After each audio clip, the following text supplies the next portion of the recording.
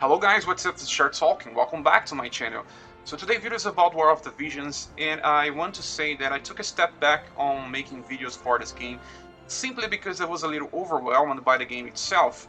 I didn't have the chance to play the Japanese version of the game, and I only heard bad news when the game was released because of the VIP system and all other things about it being grinding and using the shard system. So I never had a chance to try it before, and I also don't understand Japanese, so it wouldn't be a very good way to experience the game as well. So when I started playing this game, I was trying to base my opinions when I was playing, learning as I go, but I know that this is not exactly the best way to make videos, trying to teach content or at least explain stuff if you are still a little on the way to learn most of the things. So now I can say that I kind of understand most of the systems of this game. I took a way to try to understand it all, and there's quite a lot of systems. It's very overwhelming, like I said, and most of the time you will find yourself spending too much time daily on the first weeks of the game. And I must say that this is a little too much. Most games kind of explains stuff as you go. Don't try to explain all the systems on a single day that you started playing. And when you finish the first chapter of the game, you probably already saw most of the tutorials, but you still haven't learned much things because they are too exhaustive. There's way too much text instead of trying to explain with game design. You have to remember Shigeru Miyamoto saying that a game that has to teach itself by playing most of the time. And if you're having to make a lot of tutorials with text-based instructions, it means that you failed in teaching the player how to play your own way. And I think this game fails too much on doing so. Sadly, it's true, I can't ignore this fact alone. And so I was trying to play the game this past week and getting myself strong in a lot of things. This game I'm not exactly free to play because I made a single purchase to get some goodies from the first week launch, but it was just that purchase to give more energy, and just like 500 VCR, that doesn't mean much things, so that I could purchase some exclusive pay gen packs. And so, but still, I don't like to be a YouTube content creator that only explains things that when it's using gems or VCR is just trying to whale my way out. I have to make content for people that are free to play, some small spenders, and even the whales. I cannot exactly compete with people that create content for whales or heavy spenders because I can't test all the characters. This game has a very different design that you have to spend way too much resources on trying to make your character maxed. And well, I just let's check some of my characters now because I was working myself to getting my character stronger. I was a little worried about the decisions I was making, and I know now that I'm kind of made the best ones, at least for now. But a lot of the people on the internet was saying that you shouldn't be trying to focusing on more than one or even maybe only two ultra hard characters. But I don't think this is the complete truth. Most of the time, yeah, you won't have enough materials to increase all of your characters, but also a lot of the things want you to take a step back and kind of progress very slowly. Game won't give you all the materials. You spend a lot of materials on ultra hard characters, even more than double the SR characters and all other stuff. But at the same time, you can still think about the future game and try to use some of the characters that you like and still use ultra hard characters even when they are not maxed. It depends on your character of choose because some of them won't work well. And well, I will explain my decisions now. I kind of got very lucky with this game, and on my second reroll account, I already got Mediana and Engelbert on the tutorial pool. I was not even understanding how much lucky I was because I know that people reroll it for days and never got this combination, and they are the characters that are still with me up to this day. The other character that I got was Stern, and Stern is a very strong character, but at the same time is one of the worst characters for you to start on the start of the game. It's simply because he's kind of suicidal. When I was playing the game, he even got into chicken mode because his bravery was just getting lower and lower and lower and lower because he kind of dies every time. There's an explanation for that, because Stern has some very problematic ways to increase his own damage. He sacrifices way too much. When you click here on units, I know that Stern is a character that I shouldn't be increasing right now, but I want to because I know that the game will kinda give me more by getting this character strong as soon as possible. You can see here by going through his abilities that most of his capabilities resolves around losing more HP in exchange for more damage. And I know that when we get raids, getting even more damage more important. And you can see here by self-sacrifice, if you increase this way too fast, you will just get even more damage coming at you because he self-sacrifices increases his attack but lowers all of his attack resistance. That's why every time that he gets damage, it says weak, because his normal weakness is to everything because of this and all other stuff. He also has a passive for hazard form that you lose his old HP again, and the EA of this game also likes to use this every time. So by playing Ronaldo, Stern is one of the worst characters that you have to do this. You keep dying. You can see the other more characters have very high bravery. Even Oelde, when I was playing with him, he has a very better defense, and he doesn't die as much. Even Mercury was not dying as much as him. So you have to be very careful. My Aishtola is almost 50 bravery. It's the standard. I think she never turned into crystal so far. So and then I have Monte. Monte has the same thing. At least he's on average. Even Fina died sometimes, but she never died as much as Stern. So why I still choosing him to be my dark element character?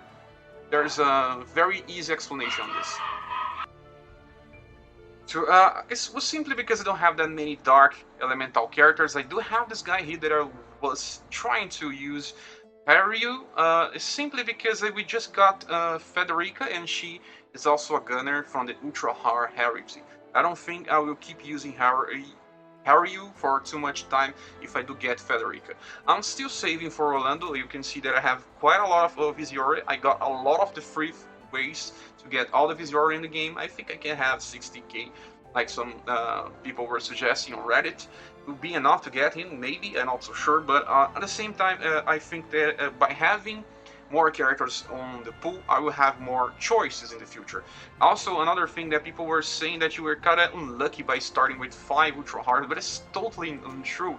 Simply by the fact that you can at least having 5 Ultra Hard characters means 5 hard quests for you daily to get more shards. You can see that some of my characters are already on limit break. Number 1, only by that. I never purchase any shard by going on the shop and purchasing shards. I don't do that because I want to have more Visiores.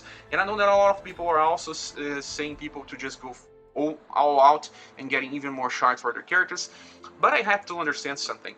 The game doesn't have content, at least from what I heard on the Japanese version. There's no content on that enemies are on level 100. So the game is slowly progressing, and that's why we don't have many resources to get our characters to level 100. So it makes no sense for us to just keep trying to reach max potential with all of our characters. You can go slowly, and Stern does very high damage even when he is on level 45. He's a very offensive character that can be used even before he reaches his limit. So when I was looking at my selection of Ultra Hards, I knew that Mercury was not so good for now. She wouldn't be good because not exactly a damage dealer, she's a little supportive, but she's not exactly offensive. I could just keep her for now, and I also look at Oelde. Oelde is a very good character, but at the same time he is replaceable. He doesn't really bring all much damage as Stern when on the same levels, so I think that I could only choose 2 characters to get to max with my Ultra Hard materials, and it was an easy decision, simply by Elgbert. Look at how much HP he has right now, level 48. You can see that he has 2000 HP, but that's not even considering the espers and the cards. And you can also see that I have double level 7 with most 1/6 here, and I also have only 4 stars of Awaken. So this character can get very strong even by not reaching max potential. You can start using him right now, get a lot of job points, keep using him, and I also made my decision to keep Monte on this squad, simply because he has a very nice Trust Mastery and also very easy to increase max potential by not using ultra hard spheres. You can see here my limit break with him is on 3. I can get it very soon to 4, and then I will just keep using him and getting even more stuff. It was not my first decision to start with him. I kind of choose him on the fourth day, I think. And then I never drop him anymore, and I think I will never drop him for the foreseeable future. Monte can work very well with Engelbert because the two characters can work together. There's no problem on using two tanks on this game. It's even more easier for auto play simply. And also the other character that I decided to keep increasing was Mediana, simply because Mediana is very strong. She can do the most interesting thing about her is how much TP she has, that she can unleash her final ultimate skill, limited break skill, I don't know what's the name of that, every time that she starts a battle. Sometimes she can be a little dumb using on a single enemy instead of a group of enemies, but she's still very strong and she is not a front line character. Mediana can be should be used by 4 from distance, and she won't be attacked as much. So that's why she is easy to use. But if you consider Stern is always on the front of the fight. He will keep dying simply because he needs to get close to the enemy. Stern is not a good decision to level up right now. It won't be for the foreseeable future, but when you get him to be strong enough, he will be very, very strong. I'm just using him as a backup thing, and I will keep increasing his awakening levels, but not as a priority. See, I can't just choose my Engelbert and Mediana and just use them. The other character that I chose was simply Aishtola, because Aishtola is very easy to upgrade. You can see that she is already max limit broken, and I'm very close to increase her awakening levels as well. Needing only one more awakening to fully develop this character. She will take quite a lot of time to reach max level. I'm already only without trying to use my experience cube, so this means that she will be ready when she is, okay? Well, this is it, guys. I'm just trying to explain, and you can see that some of my characters are already very well developed on the ability board. I already investing on some experts as well, but I don't have many because I never summoned after the free summons. See that I have to choose what I have, but I will just keep summoning when I get to Orlando because I'm very a fan of Orlando. When I was playing Final Fantasy Tactics games, he was just way too strong for the game, and I want to have him, and this is my decision. Maybe you are chasing a different character, but you have to choose some characters in this game. You won't be able to have it all. At least for the ultra hard, you can technically build any character up to the mega hard level, but ultra hard is something that you won't be able to max it all. You won't be able to even acquire all of the ultra hard characters. So you have to strategize with your decisions. I think I'm doing pretty well because I cleared all the content as well. You can see on Farplay. I have a very easy time to clear the event from Final Fantasy XIV. I was clearing it on the 50th day. If you can see here on the EX class, I have cleared everything. There are some achievements that I still didn't on the second one, simply because I'm ignoring it for most of the time. But I can clear very easily the conquest level that gives the most drops.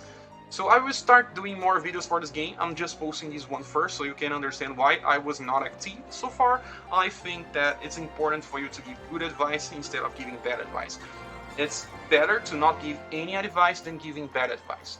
So I think now I can give some more guides, and thank you for watching this video. And sorry for not posting so much content for the game. I started and kind of disappeared the content, but I will keep posting, and it will be very soon. Okay, we'll see each other on the next video. Bye.